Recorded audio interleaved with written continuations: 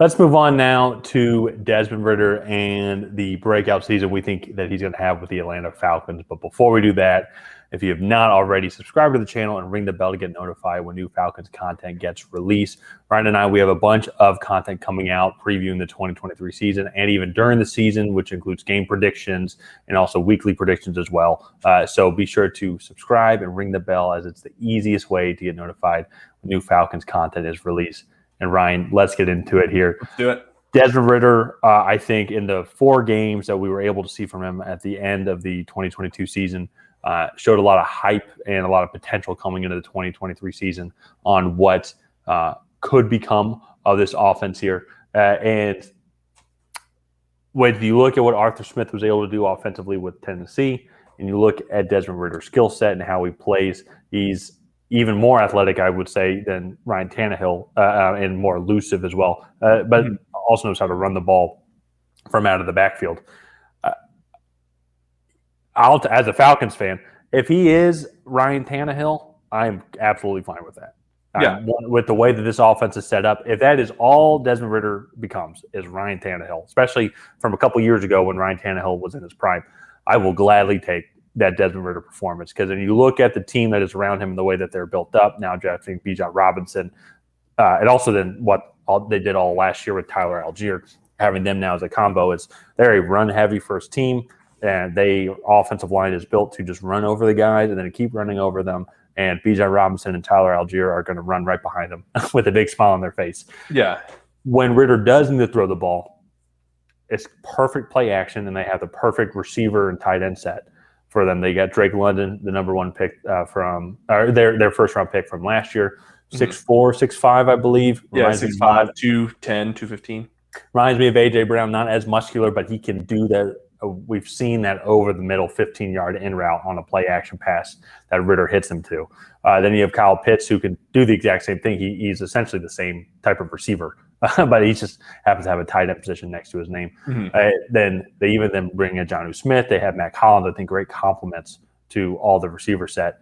And all this is adding up to me as Desmond Ritter is in a perfect situation where he doesn't need to feel like he needs to make the plays. He just needs to be the facilitator in this offense. No, yeah, definitely. And I think that is what he's going to be successful at. He wasn't a big-time thrower at the college level, right? But he made really accurate passes, right? He always made the right decision. He read high-level defenses. And by the end of his tenure there at Cincinnati, he was running a pretty high-level offense. And so I think what Falcons fans are looking for is just a more consistent version of what Marcus Mariota was last year. And I think he brings that to the table. You said Ryan Tannehill. I mean, at one point, Ryan Tannehill was a Pro Bowl quarterback. And it's like, I don't even think the Falcons need that. I just think that they need a guy I would take that. Yeah. Well, obviously, yeah.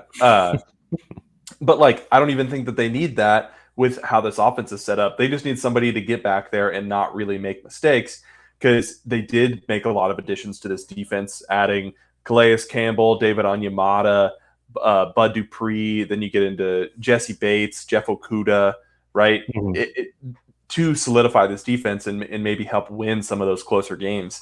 So, well, and that was one thing as well. And then to comment on that is the Falcons actually, a lot of their losses were 1-possession losses. And so Arthur Smith, I thought, did a good job, all things considered, keeping the Falcons in games, especially too when Marcus Mariota was at quarterback. Their offense was extremely limited as well. Their offense, it's disappointing too, because I wish they transitioned over to Ritter earlier on in the season, so we would have a better feel if Ritter was the guy or not. With only 4 games, and he did play well those 4 games. Not to say that he isn't the guy, but when you look at those games, though, I think Smith did a great job of managing the games. I think there was one game they didn't even throw the ball in the second half. They just ran every offensive possession that they ran the ball, like every single half. And so I believe it was the Browns game, actually, that our parents went to. So it's like Smith is able to draw up plays, and also I think he can manage the clock, understands, like, if we are going to win games, this is how we have to play, and he has his style of football. And his style of football, ironically, actually, if you look at today's modern-day football, is a very traditional style of football play, very run heavy. Don't throw the ball too much. You don't need your QB nowadays to throw for 350 yards, and now it seems like QBs are averaging. It's like they're not, but it just seems like they're averaging 300 plus yards a game every week. And I know statistically they're not, but it's like Ritter needs to throw for 200 yards a game. You know, a lot of it's going to be to Drake London probably over the middle, and they're going to have other tight end options. Does not to be statistically. They need to do what the Patriots did 2 years ago when Mac Jones was a rookie, right? Mac Jones, 3,500 yards, 22 touchdowns to 12 interceptions, right? And it's like threw for about 35-ish, 100 yards, I think. So, like, if Desmond Ridder comes in and does that, I mean, your guys' running game is going to be so good. Well, and we're going to have, as a team, probably close to 2,000 running yards as a team, I would say. And so if everyone stays healthy, obviously offensive line's got to stay healthy and everything like that. And so, but then getting him, then drafting Matthew Bergeron, who I think fits their system, should slide into left guard. He's a starting left guard on our lads right now. Oh, yeah. No, it's funny, too. Fontenon and Smith don't they were playing. They're like, we don't know. We draft a guy, then we'll see what we'll have to go, playing the kind of the politically correct like speech game around in the interviews after drafting him. And everyone's like, no, he's a left guard. Like, we all know, like, your biggest weakness is the left guard. You extend your right guard and your right tackle. We know Jake Matthews is not kicking into left guard. And your center can be kind of a rotational piece as well, but we think that they got it with either Drew Dahlman or I believe it is Drew Dahlman. And so it's like there's really only one spot. Like exactly. You don't trade up for a guy like that, not start him at least.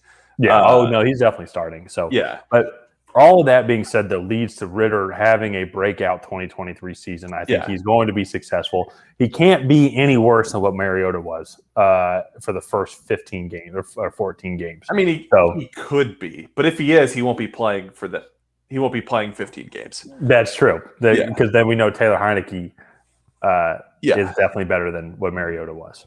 Yeah, exactly. And so for me, I think you look at quarterbacks being successful, young quarterbacks being successful.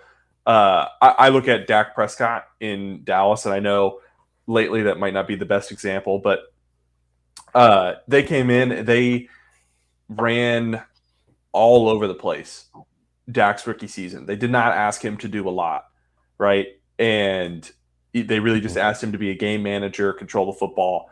And that's what I think the Falcons are going to try and do here with Desmond Ridder.